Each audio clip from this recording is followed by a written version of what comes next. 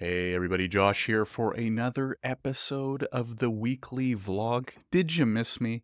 I was actually out of the country last week. I guess the last two Sundays, so I've actually missed 2 weeks in a row, sorry to say. I did keep up with my newsletter, so make sure you're subscribed on Substack. Link will be in the description, whether you're watching this on YouTube or listening on your favorite podcast platform.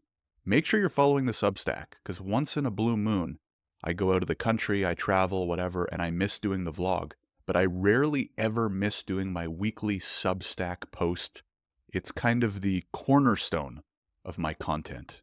And it's the best, coolest, most fun stuff. So make sure you're subscribed there. Anyways, today what I wanted to do is quickly catch you up on where the heck I was and the last week in business, which was actually a big one. I'm going to get into that in just a second. First and foremost, last week was away in Florida visiting my dad, which was great. For those who don't know, I live in Canada. And for those who don't know about that, it gets cold in the winter, and it kind of sucks. Now, it's not really the cold temperature that gets me. It's, number one, spending more time inside, and number two, as has been a lot of this winter, it's just more gray. So you don't get as much sunshine, you don't get as much vitamin D. And I find that after a month or two of that, it really takes an effect on you and your energy levels and stuff like that. So I was very lucky because my dad went down to Florida for a few months. So my wife and I went for a week and went to visit him, did a little bit of work, took some time off, spent some time in the sun, got re-energized. And that explains why the heck I wasn't here. And now I'm back and in action. And we had a big week. It was actually an ironically well-timed week off because the next day, so we left, today's the 25th, we were away until the 18th, of February. And the next day, coincidentally, was a holiday here in Canada, Family Day. I think in the US was President's Day or whatever the heck you guys call it. Although it was your holiday first, I think we copied it, so I can't make fun of it. And so it was nice to have that extra day off. And then the day after, we had a huge launch at Visto. So you may or may not know, I'm the CEO of an immigration tech company called Visto. We build Canadian immigration software. And this week we had a huge launch. And it lined up perfectly because it was like 2 days after I got back from my vacation. So I was well rested, took some time away to think about, okay, how do we want to market this? How do we want to sell it? What type of copy do we want to use? So that was pretty good timing. And we launched Canada's first immigration AI assistant. So what does that mean? Imagine ChatGPT, but specifically for Canadian immigration. That's what we built, which I think is really cool. If you're not into Canadian immigration, you might just be like, oh, great, it's another like ChatGPT ripoff kind of thing. But here's why it's important. When you're practicing some area of law, right? So I used to practice as an immigration lawyer. The problem with trying to use something like ChatGPT is their model might be trained on outdated information, or it might be like pulling random crap from like a random blog post or a random Reddit thread, or it might be making stuff up out of thin air, right? So I don't know if any of you heard this story. If you're in the legal space, you may have heard this. I think it happened about a year ago. There was a lawyer in New York, I want to say, and he used ChatGPT to draft a brief and made the wise decision of not reviewing said brief that ChatGPT drafted. The problem was that ChatGPT made up cases out of thin air to reference in the brief. The judge found out, and the guy got in deep, deep crap, right? So the reason I say this is using some of these random chatbots, they could just make up random stuff, which as a lawyer especially, you don't really want that to happen. So what we did was we built a custom database and algorithm that only uses the government rules, laws, operational manuals, all that kind of stuff. So when the immigration professionals that are using Visto, that's our company Visto, and what we called it creatively was VistoBot.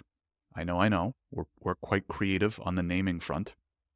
When professionals are using VistoBot, they know that this bot is not making random stuff up. It's not pulling data from 2012. It's not pulling information from your mother's Reddit thread in 2014, right? It's only relying on government information and laws and rules and stuff like that. So we launched it on Tuesday. The other thing is, it's really good, right? Before we launch anything, before we even test stuff with our own clients, I get to test it first, right? As the resident in-house immigration lawyer. So I was testing it. We were tweaking it for a while. We knew it had to be really good, right? Because if you don't make it good enough and it starts spitting out incorrect answers or not complete answers, people aren't going to stick around too long, right? People don't have the attention spans. They're too busy. There's so much stuff going on these days, right? So you really got to get this stuff right the first time, or get it as right as you possibly can. So anyways, it took us a few months. We got it really good.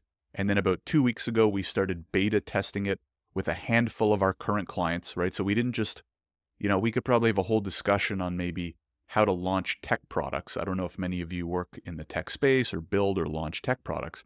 But from my experience, what we do is first we build and test internally pretty rigorously.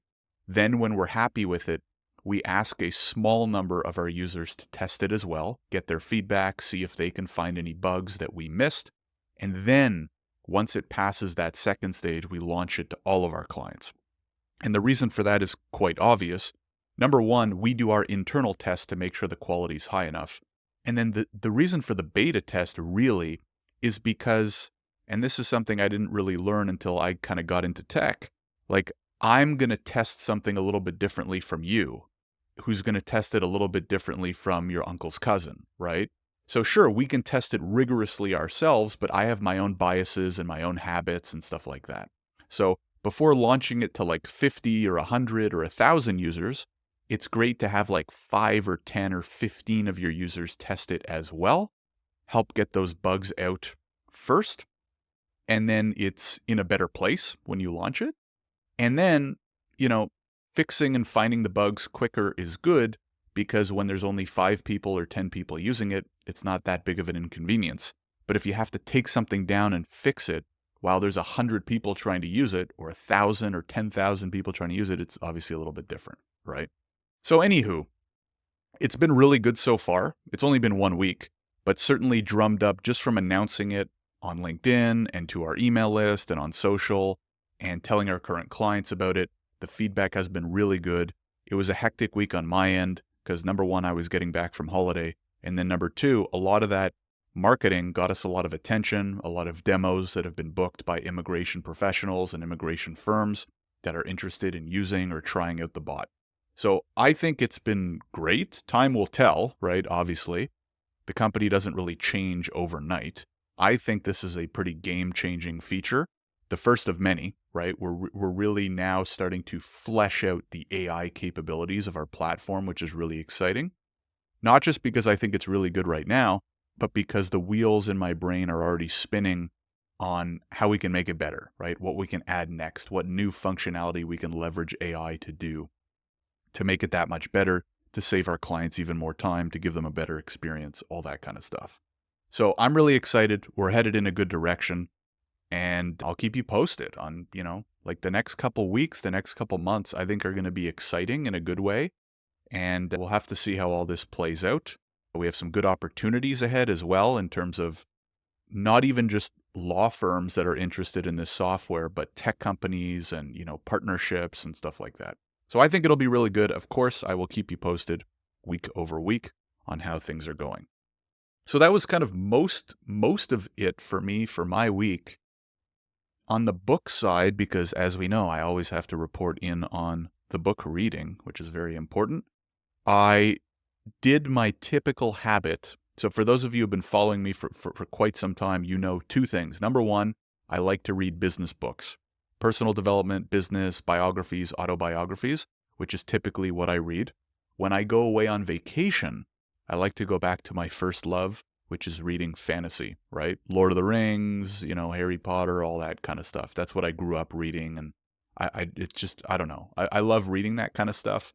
And I find it as a nice way to also unplug and escape the business world and the stresses of real life and all that kind of stuff. So when I was away, quick sip of water there. When I was away, I started reading a fantasy book that my wife found in the little library in our condo. I only got about halfway through because it was a long book. It was fine, but I'm not going to finish it because now I'm back in action and I'm back to reading business books. So on the business book front, I recently finished Lee Iacocca's biography. If you're on my Substack, you would know this because I, post every week about my book situation. Finished Lee Iacocca's biography, which was, I think autobiography actually, because he wrote it, was really good. I highly recommend it. I didn't even know who he was. He was the former president of Ford, then became the president of Chrysler. Anyways, really good book because number one, I didn't really know much at all about the auto industry, and I don't plan on working in the auto industry, but I just find it fascinating to learn about different business industries. And number one, just to know how they work. And number two, there's always lessons you can take and apply to your own industry, right? So learning about the auto industry. And number two, he was obviously a super successful guy, super smart.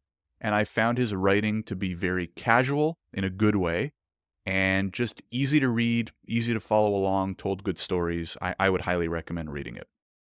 Now I'm about 1/4 of the way through a book that's written by Sam Walton, the founder of Walmart. And what's it called? Hold on. Sam Walton book. It's called Sam Walton Made in America. And I first heard about this book because I listened to the episode of the Founders podcast, which I've fallen in love with. I think I've mentioned it before. Obviously, you should continue listening to my podcast if you're listening, or continue watching if you're watching this vlog on YouTube. But I first heard about this from the Founders podcast, which I highly recommend. It's a great podcast. And then totally coincidentally, my wife bought it for me for my birthday about a month ago. So started reading it about a quarter of the way through. Really good. It kind of reminds me of the, Ray Kroc book, like the memoir. Ray Kroc was the founder of McDonald's, and he wrote a really good memoir on his journey starting McDonald's. And I really liked it. You can say what you want about like McDonald's and Walmart. Are they good for America? Are they not? I don't know, right? But I'll tell you this, the books are good reads, and they're very well written. And so far, I'm really enjoying the Made in America book by Sam Walton. So far, I'm only a quarter of the way through. I don't know if I'll finish it by next week. I am moving pretty quickly through it. I hope to finish it by next week, but there's a chance I don't. So anyway, so far, it gets a thumbs up from me because I'm really enjoying it. And of course, I'll give you the full review when I do finish the book. Anyways, that's it for me this week. We're coming on 13 minutes here. I'm going to wrap it up. Thank you as always for following. If you're watching on YouTube, thank you. If you can like the video, make sure you're subscribed. It really helps the channel out. If you're listening on your favorite podcast platform, if you can make sure you're subscribed and, give a good review. Again, this stuff just helps me with the algorithm, helps push the show around, maybe gets me some more followers, some more viewers, all that kind of stuff. Also, if you're not already, make sure you're subscribed on my Substack. The link will be in the description, whether you're watching on YouTube or listening on the podcast. And that's where the best weekly stuff comes consistently, right? Every week. I rarely miss posting a Substack. So I highly recommend that you follow there. Anyways, thanks again for watching. Thanks again for listening. Hope you're doing well. Hope you have a great rest of your week. And I will see you in the next one. Take care, everybody. Have a good one.